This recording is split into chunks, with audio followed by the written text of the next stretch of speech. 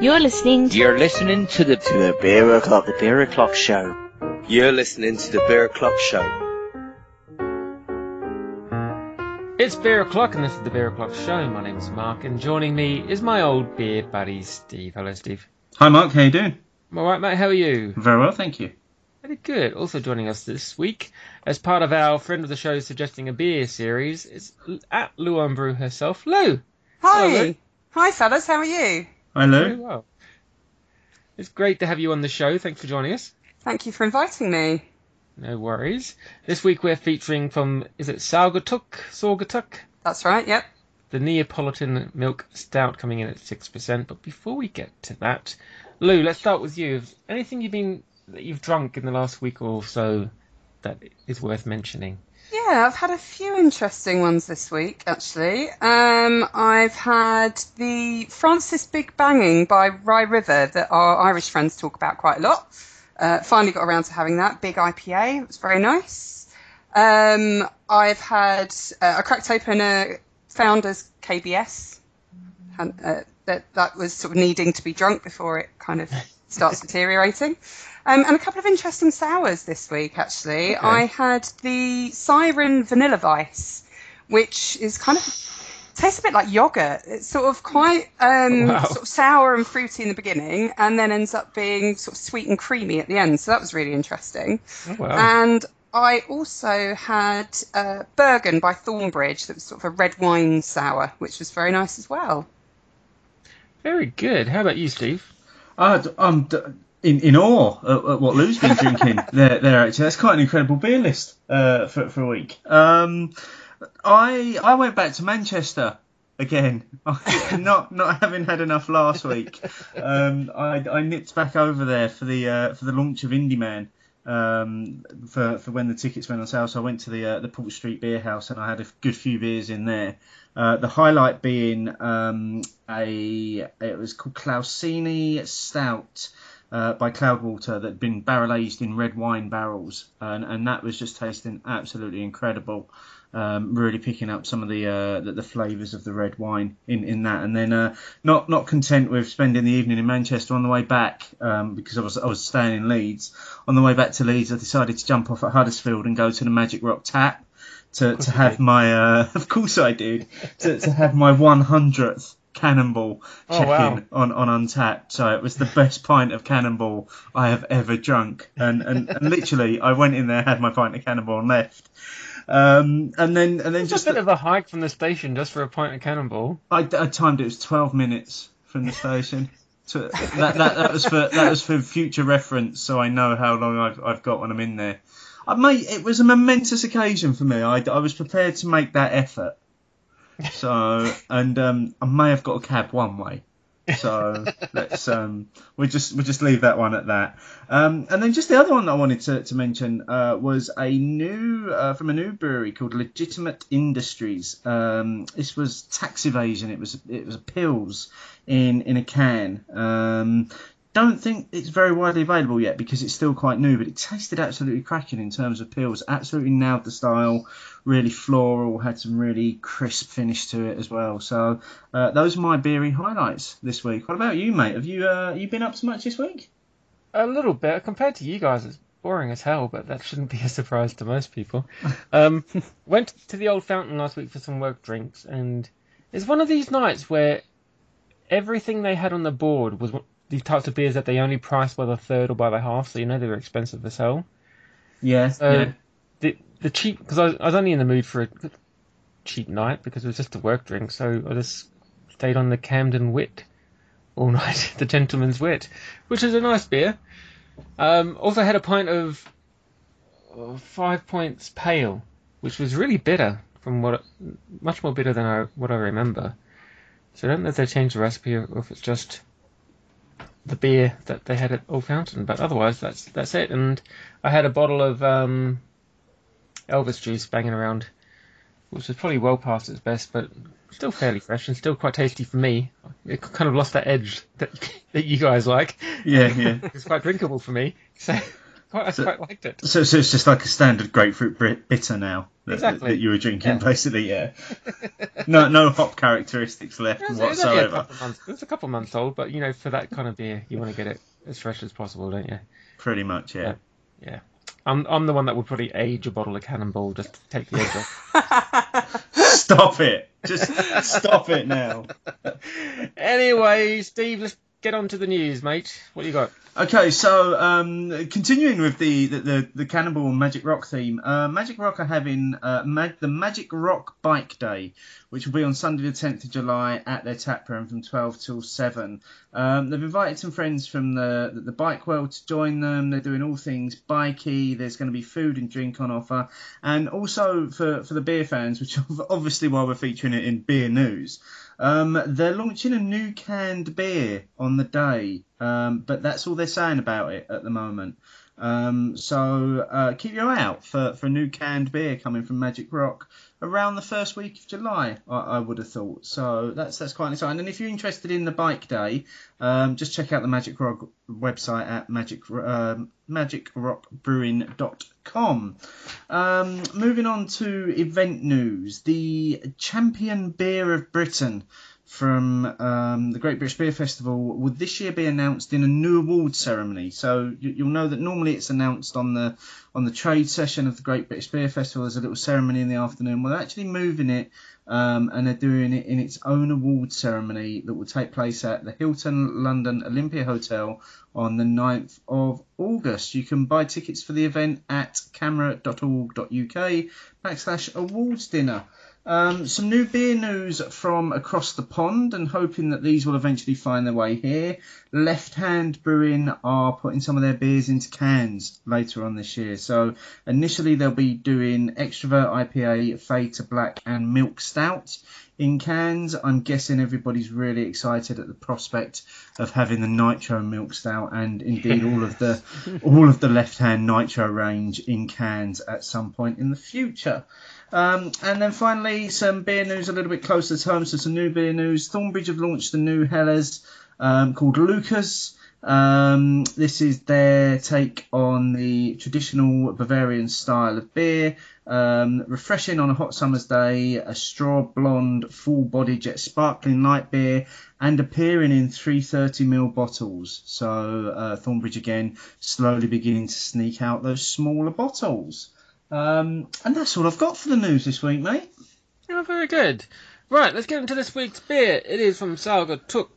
It is the Neapolitan Milk Stout. Now, after that Neapolitan Pale we had a couple of months ago, I've got high hopes for this. Yeah, you and me both, mate.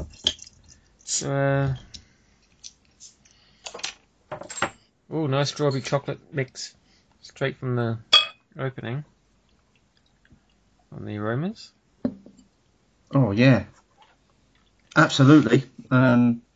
Strawberry and chocolate, like you say, straight away on the nose there. Mm-hmm. Excited about this. Yeah. Very, very excited. Lou set me a bit of a challenge to hunt this beer down as well. So, Lou, why don't you tell us a little bit about the beer and why you selected this one to appear on the show? Yeah, there were a couple of reasons why I picked it. The first was that it's a milk stout. Milk stout is one of my favourite styles, probably my very favourite style. And you don't see too many of them, so when I do, I jump on it. And I had this before. And you mentioned the Northern Monk Neapolitan Pale. The day before I had to submit my selection was the day that I heard your reactions to that beer. And I thought, well, if you like that, you'll probably like this. So that kind of wiped everything else I'd been thinking about doing. I'd been agonising over about 3 or 4 beers, and then overnight I binned them and went for this instead. And I've actually visited the brewery because I had a bottle of this last year and I sort of turned it round and went, oh, where's this? Oh, Douglas, Michigan. I'm going to Michigan. I wonder if it's near where I'm going. And we managed to actually go and visit the brewery while we were over there. So I kind of have fond memories of sitting in the tap room and drinking this beer, among others. So that's kind of the reasons why, really. Nice. Okay, well, let's get into it. Let's see how it stands up against the Northern Monk. Yes, indeed. No pressure. Yeah, none whatsoever. Cheers, I guys. feel like any Cheers. reaction's going to be slightly false now, but cheers. Fruity chocolate. Big time. Yeah. You're definitely getting chocolate laced with strawberry. Hint of vanilla right at the end. And I think the fact that it's a milk stout and that addition of lactose in it just brings the whole thing together, like you are actually almost drinking ice cream in there in direct comparison to the. It's going to be difficult to not do this in this show and to keep comparing it back to the Northern Monk Neapolitan Pale. I think the darkness of it just brings a different edge to it and a slightly different finish to it than what we got when we tried the Northern Monk one. Yeah, the Northern Monk one, you got the strawberries straight up front. There was a lightness to it, whereas this one, obviously with it being a stout, you got the roasty, chocolatey flavours coming through with that hint of strawberry in there. But it's really smooth and there's a lovely warmth afterwards. Yeah, I think After the mouthful. it's the chocolate that hits me first of all, and then you've got that strawberry fruitiness, and it's very sweet. So it's probably not to everybody's taste because it is very sweet, but it is a milk stout, so you would expect that. The very first time I had this, which is probably a couple of years ago, I was looking back at my Untapped check-ins, and my comment was Ron Seal. It does what it says on the tin. It is a Neapolitan milk stout, and that's exactly what it is. I can't argue with that there. All of the flavours are present in there at different stages of drinking it. You get, as you stick your nose into the glass, you get the first aroma is chocolate. There's a hint of strawberry just on the nose, and then on the flavour. The first flavour again is the bitterness of the chocolate, but that then gives way to the fruity edge of the strawberries. And then there is just this vanilla just hanging around in the background. It all comes together so well. Yeah, and there's lovely lacing and stickiness in the mouth as well afterwards. Kind of a viscosity. Now, Lou, you said you've been to the brewery. I was nosing around on Untapped the other night at this beer, and much to Mark's delight, I noticed that they do a barrel-aged version of this as well. They do indeed. Yeah, sadly, I've not had that. You've not had it? No, I was hoping you was on. going to say you had. What a shame! No, I did. I had heard about it, but unfortunately, no, I haven't had it. But they also do a straight milk stout without the Neapolitan, which is absolutely lovely as well. That was probably my favourite of the beers I had while I was there, more so than the one we're drinking this evening. And they do a usual sort of set of beers. They do a pale and ESB. Pretty interesting range of stuff. We had a German alt beer style, which is something I always try when I see it. But the milk stout was my favourite. I could see it after. I probably couldn't manage more than one of these without it beginning to get a bit sugary sweet and a bit sickly in the mouth feel. I'm not sure about you guys. Well, I think if you're having a night on the beer, this might be one of the feature beers that you have part way through, or maybe finishing off. But I wouldn't have more than one of them. Not because it's not a nice beer, just because it's so lacing. There's such a stickiness to it that, it's like having an extra bowl of ice cream, which, I'll be more than willing to have normally, but one shouldn't. One should stick to one. Yes, it's the sort of beer that I would consider having as an alternative to a dessert. So if I'd had a meal and I didn't really want a dessert, it's the sort of beer that I quite often look for on a beer menu if I'm in a restaurant or something. Mm-hmm. Or instead of a coffee or something like that. Oh yeah, I'd love this at the end of a meal. Instead of dessert and coffee, I would take it all in that. I would also love to try the barrel aged version of it because I just think it would. I imagine it ramps up that booze factor in it, and that would just. I can imagine the faces Mark's pulling right now, but I can imagine that would just almost amplify this to a completely different level. I don't know why you would ruin a good beer like this by putting it in a barrel. I don't know why you would age a beer that's got hops in it.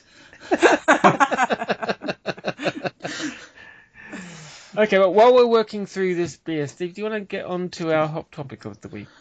Yes, mate. This was I didn't think it was going to be a big one this week. I thought it was a very simple yes or no. But we ended up having more votes than we've ever had on a poll before, and also the biggest majority on the poll before. So this week's question was, is it okay for a brewery to sell beer that they know isn't right? So a simple option of yes or no. 321 votes, 96% of those votes said no. And as always, lots of people made lots of comments about this, and the comments kind of generally fell into to one of two camps. The one of them being that breweries shouldn't ever knowingly sell a substandard product, and the other being that if something's gone wrong in the process and they can change it to be something else, as long as it's marketed at something else, then that's fine. So let me just go through some of these comments, and then I'll ask you guys for your opinion. So Justin Mason, at 1970s boy, Justin will be with us in a few weeks' time on this series, as you would expect. He went for no, but then went on to say perhaps it isn't that simple. Beer that's not right can still be good, just not what was intended. We got quite a few brewers get involved in this week's one as well. So Four Cross Brewing, sink chugging is best for that dodgy batch, but if you don't hit that gravity, bitterness and aroma, maybe rebrand. Gaz at the Gaz, lots of Z's at the end of his name. If branded as the beer that they intended, of course it's wrong. If it turns out amazing unintentionally, rebrand and sell. And then Sean Smith at Plym Sean is saying sell with a disclaimer. Now, that's an interesting one coming from Sean because he's a landlord. So obviously he buys beer. So as long as he knows, I'm guessing what he's saying there, as long as he knows what he's buying, that's fine. Just a few of the other comments then. So Matthew Howgate at MH_brewer. One of the things I admire most about Macros, we'd never send out beer that wasn't within specs and very tight specs. And again, along that sort of theme, Chris Elston at Elston's Beer Blog, no, you should never knowingly bring a substandard product to market. And then finally, and this was one that really encompassed this week's hot topic for me, was from Martin, who was on a few weeks ago. So beer is the answer at MJPO007.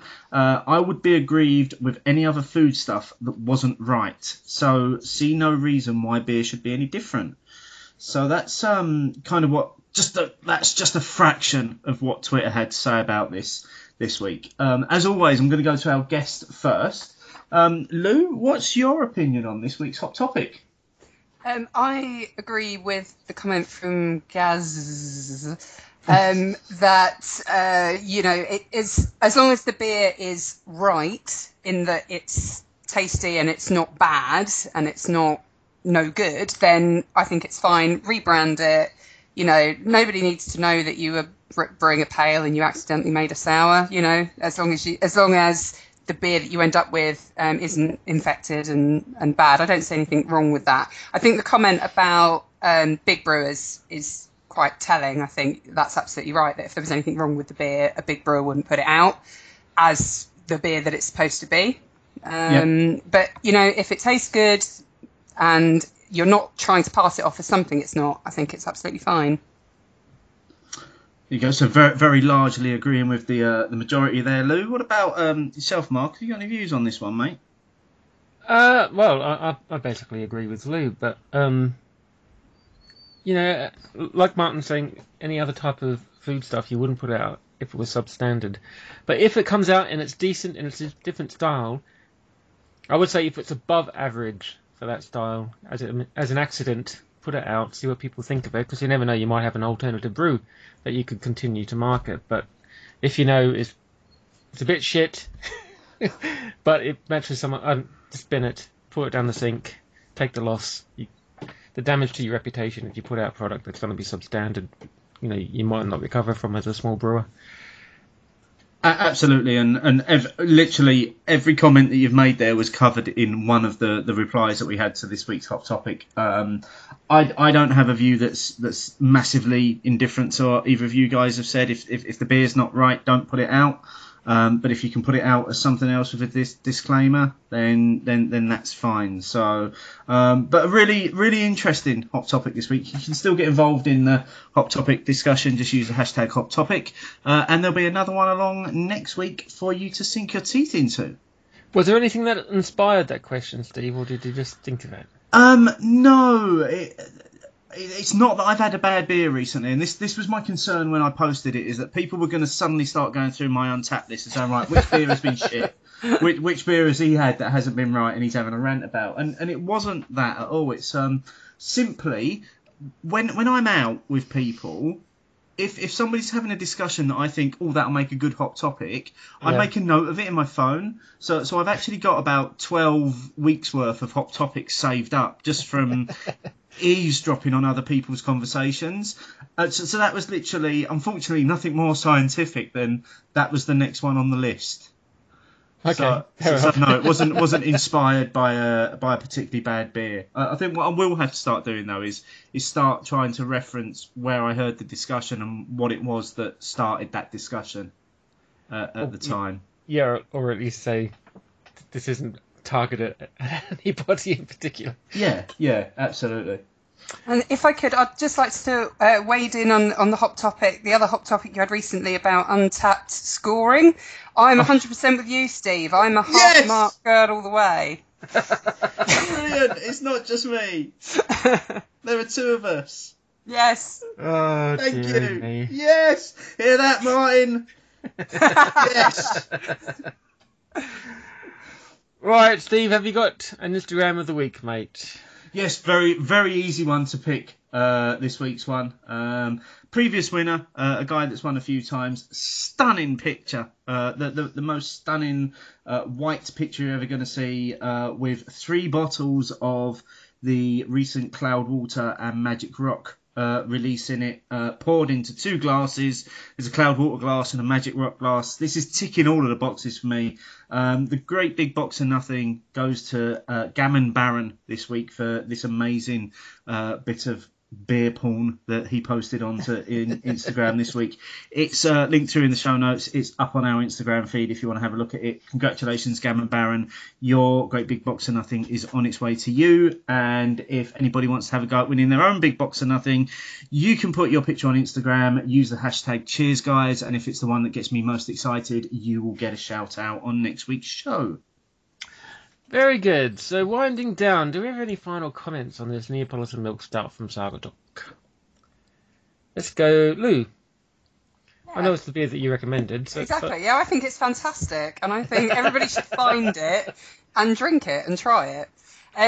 It turns up now and again. It isn't that easy to find, but it is available in the UK. It does turn up now and again, so just keep your eyes peeled. My local pub has had it, so you never know. Yeah, and I think it's lovely. Steve? Just on that note, it is available occasionally on Beers of Europe website, and I think it's also available on Amazon in cases of 24. As I said at the beginning, Lou set me a real challenge to find this beer, and in the end I ended up going to the UK importers of this, Heathwick UK, who actually sorted us out with these 3 bottles for tonight's show. So we're really grateful to them for getting us this beer to try for tonight's show. And I do hope that people are able to get their hands on it, because it is a stunning milk stout. It's got all the flavours are in there. As I'm coming to the end of my glass, it's warmed a little bit, and the predominant flavour is now chocolate, and it's a real bitter chocolate that's sitting at the end there, and that's just lovely. As I go back to what I said earlier, if I was having this as dessert and coffee right about now, I'd be a very happy man. Indeedy. And it's not fair to compare it to the Northern Monk one, because surprise, completely different styles of beers. Yeah. And different approach to the Neapolitan as well. This one, chocolate, as you would expect, is very much at the forefront. That strawberry is just like a nice lane. It's like an icing on top, almost. It's like interweaved into the chocolate, with the vanilla kind of taking the edge of the bitterness off just slightly, and a lovely warmth at the end, lovely bitter warmth left in the mouth, and your mouth is quite milky at the end as well. So, yeah, lovely dessert beer if you fancy that kind of thing. I would definitely recommend it. Thank you very much, Lou, for recommending this beer. You're welcome. Cheers, Lou. I'm glad Very- you've enjoyed it. Many thanks to Ales by Mail, Beautiful Beers, Beer Merchants, Ebria and Hot Burns and Black, who all now offer a 10% discount to Beer O'Clock Show listeners on any beers from their website. Steve, what have we got coming up next week? Next week, mate, we are heading back to the green grass of home. We're gonna head to Wales, and we are hopefully going to be joined by the legend that is Sparky Wright.